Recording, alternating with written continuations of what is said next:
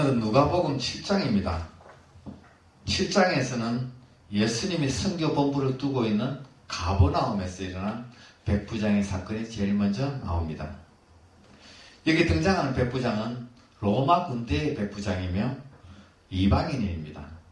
이방인이기에 유대인과의 그 불편한 관계가 있어서 그런지는 몰라도 유대인 장로 몇 사람을 예수님께 보내어 도움을 요청했습니다. 자기의 사랑하는 종이 병들어 죽게 되었으니 오셔서 도와달라는 것이었지요. 유대 장로들도 명령에 의해서 어쩔 수 없이 온 것 같지는 않고 문맥을 보아 자발적으로 모두가 온 것 같습니다. 참 예사롭지 않은 이야기지요. 유대인 장로들은 예수님께 간청하기를 이 백부장의 종을 고쳐주는 것이 합당하다고 하면서 제가 우리 유대 민족을 사랑하였고 또 우리를 위하여 회당을 지었다고 합니다. 그 요청을 듣고 예수께서는 그 집으로 향하는데 백부장이 사람을 또 보내 말하기를 주여 수고하지 마옵소서 내 집에 들어오심을 감당치 못하겠나이다. 무슨 뜻인지 확실하지는 않지만 예수님께서 오시는 것을 감당치 못하겠다고 하면서 수고스럽게 오지 마시고 그냥 말씀만 하사 낫게 하옵소서라고 합니다. 말하자면 제가 예수님을 만나는 것이 부담도 되고 또 유대인 법에 이방인을 상종하는 것이 또 예수님 입장도 난처해질 수 있으니까 그냥 말씀만으로 안 되겠습니까? 저도 부하들을 오라 하면 오고 가라 하면 가고 하나이다 라고 백부장은 말합니다. 이 말을 듣고서 예수님은 놀랍다고 하셨습니다. 이스라엘 중에서도 이만한 믿음을 만나보지 못했다고 하시면서 그 종을 고쳐주십니다. 오늘은 백부장이 예수님의 능력을 믿고 있는 그 믿음의 관점이 아니라 로마의 백부장이 피지배 민족을 사랑했다는 그 사랑의 관점에서 잠시 말씀드리려고 합니다. 성경에는 백부장의 이름이 나오지도 않습니다. 피지배 민족을 과시하거나 억압하는 것도 아니고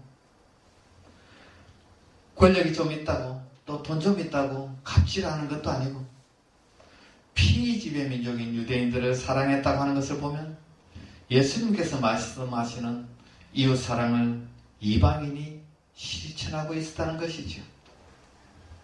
백부장이 예수님께 와서 종을 고쳐달라고 한 것이 아니라 피지배 민족인 유대인들이 대신하여 예수님께 와서 고쳐달라고 한 것을 보면 정말 백부장은 인간관계를 잘했다는 생각이 듭니다.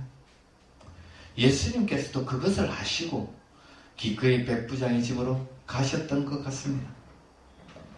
하나님께서 기뻐하시는 믿음은 이렇게 사랑으로 역사하는 믿음이지요.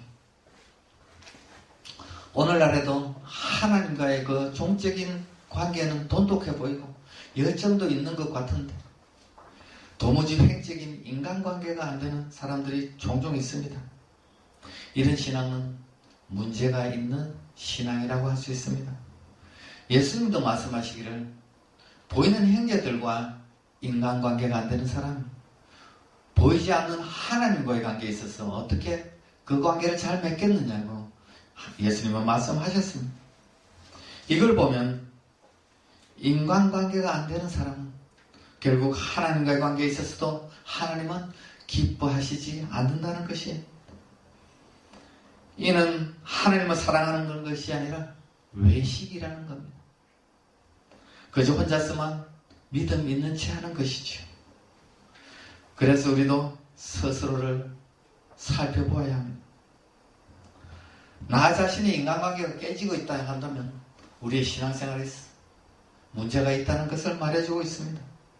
하나님과의 인간관계가 바로 놓였을 때에 사람과의 인간관계도 바로 놓인다는 것이 기독교의 신앙생활의 정상적인 신앙생활입니다. 그 후에 예수님은 나인성으로 가셨다고 11절에 기록하고 있습니다. 나인성의 나인이라는 이름의 뜻은 아름다움입니다. 갈릴리 지역에서도 가장 살기 좋고 전망 좋은 곳이라고 할 수 있죠. 가버나움에서 약 30-40km 정도로 하루길 정도의 거리에 있습니다. 그 동네에 슬픔을 당한 사람이 생겨났습니다. 과부입니다. 아들이 죽었습니다.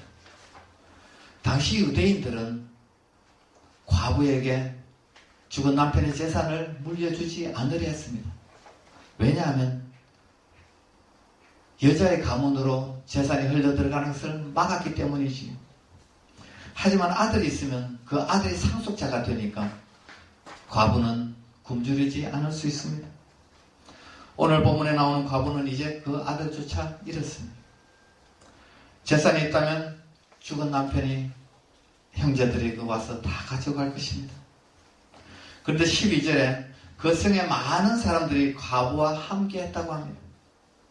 이는 평소에 사람들과의 인간관계가 좋았다는 것을 말해주고 있는 것이죠.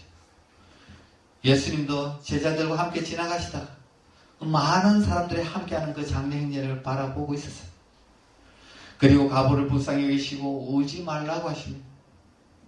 아마도 예수님 자신이 십자가에 달리신 후에 울고 계실 어머니 마리아를 잠시 보았지 않았나 싶습니다. 그리고 관에 손을 대시고 과부의 아들에게 일어나라 하시고 살리십니다. 최고의 기적이라면 죽은 자가 다시 살아나는 것이죠. 에베소서 기자는 우리가 죄와 허물로 인해 죽었다고 말합니다. 어쩌면 우리도 마귀의 들것에 실려 성 밖으로 끌려나가던 자들이었습니다. 예수님께서 긍휼히 여기시고 우리의 영혼을 만지시고 살려주셨습니다. 사망에서 생명으로 옮겨주셨습니다.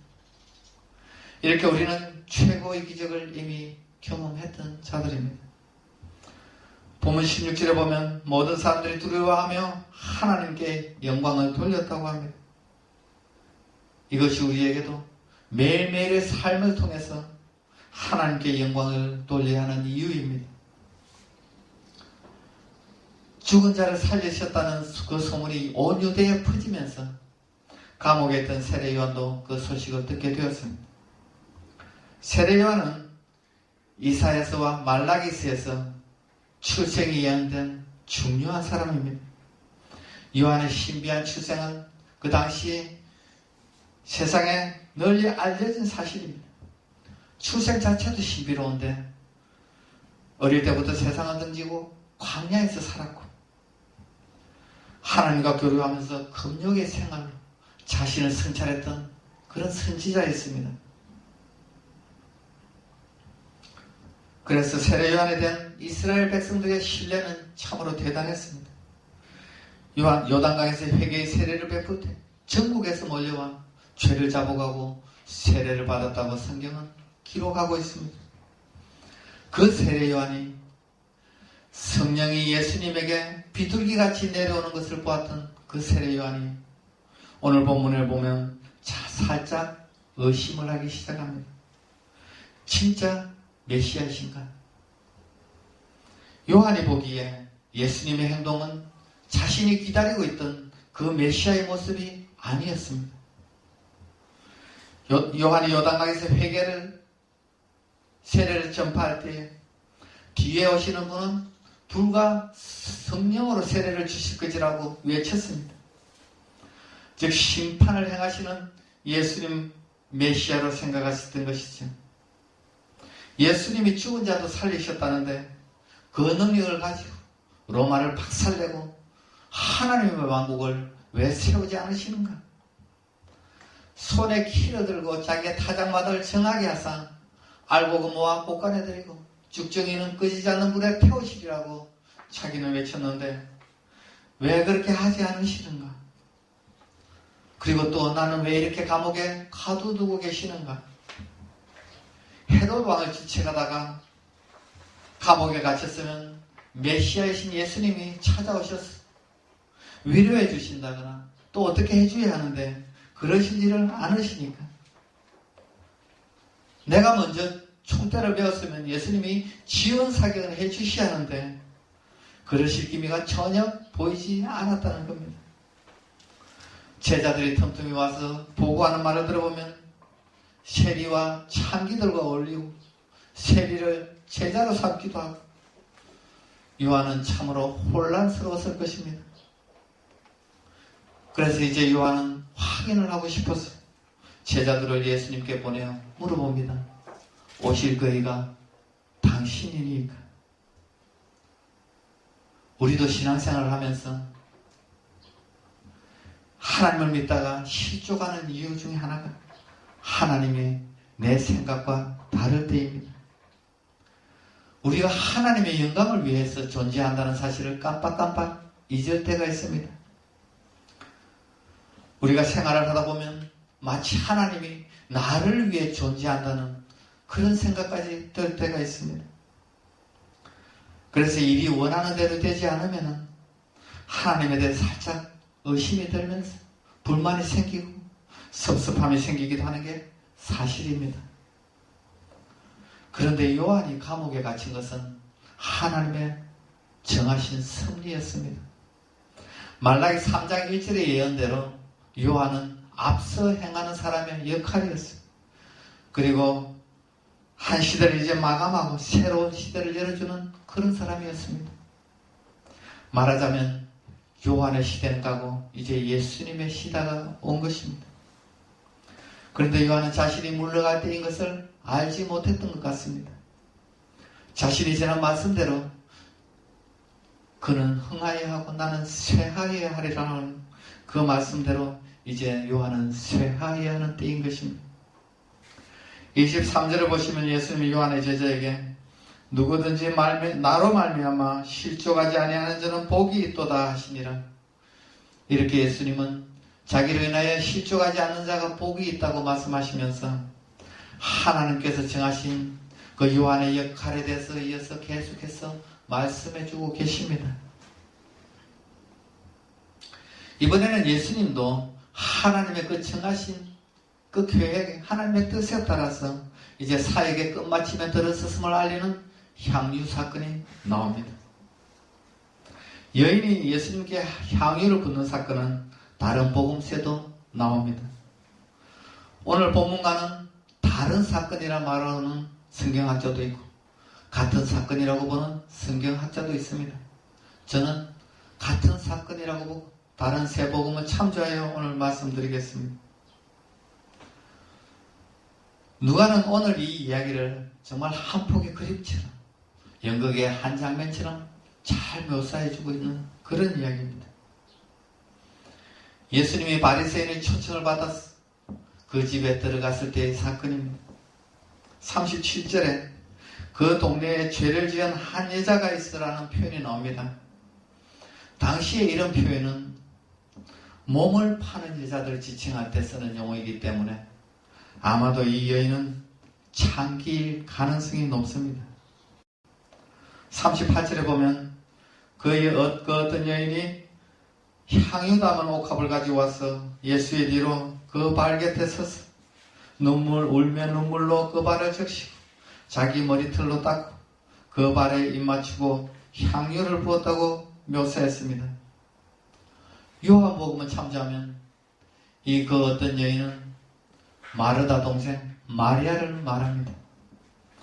오빠인 나사로는 나 환자니까 직업이 없을 것 같고 언니 마르다는 오빠 병간호하느라고 직업이 없을 것 같고 아마도 마리아는 그래서 생계형 참여가 되었을 수도 있습니다.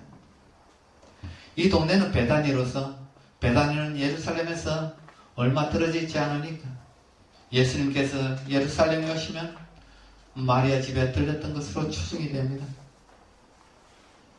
그런데 예수님은 마리아 가족들을 있는 그대로 그냥 그대로 두고 사랑하셨던 것 같습니다. 예수님은 이때도 마리아가 몸을 팔고 있는 것을 아시고 계셨을 겁니다. 그런데도 너 그 집 그만두지 못해라고 야단치신 적 없으십니다. 그가 스스로 깨닫고 그만둘 때까지 한 번도 언급하지 않았던 것 같습니다.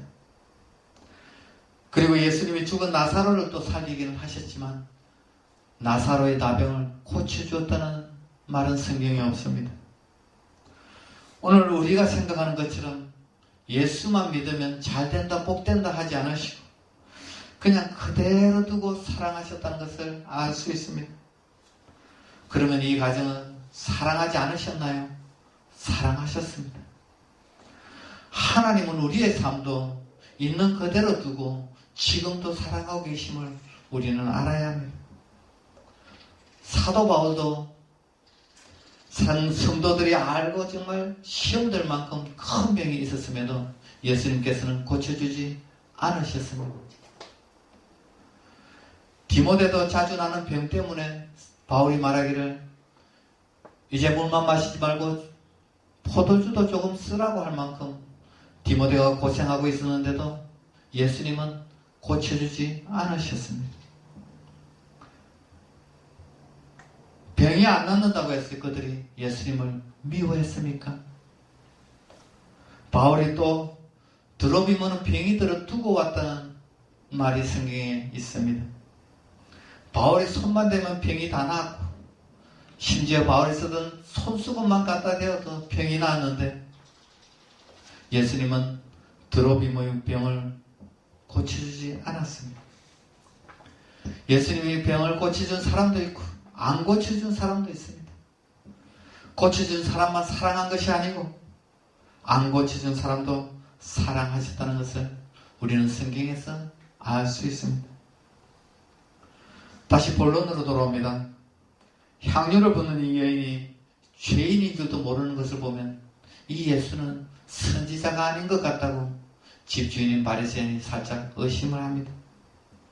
그 바리새인의 속마음을 깨뜨려본 예수님은 하나의 비유를 들면서 이 상황을 설명해 주십니다. 500데나리온 빚진 자와 50데나리온 빚진 자 둘 다에게 빚을 탕감해 주었다면 둘 중에 누가 더 빚을 탕감해 준 사람을 사랑하겠느냐고 물어봅니다. 그러자 많이 탕감받은 자라고 바리새인이 대답하자 예수님도 죄가 많은 이 여자가 더 사랑함이 많다고 하시면서 말씀해 주십니다. 가장 아름다운 믿음은 사랑으로 역사하는 믿음입니다. 사랑이 있는 믿음이 진실된 믿음입니다. 사랑 없는 믿음은 사람 잡는 믿음입니다. 향유옥합을 깨뜨려 예수님의 발을 씻어주는 그 사랑의 행위야말로 진정한 믿음인 것이죠. 사랑을 행동으로 표현하지 않는 믿음은 믿음이라 할 수 없고 그것은 철학이나 신념일 뿐입니다.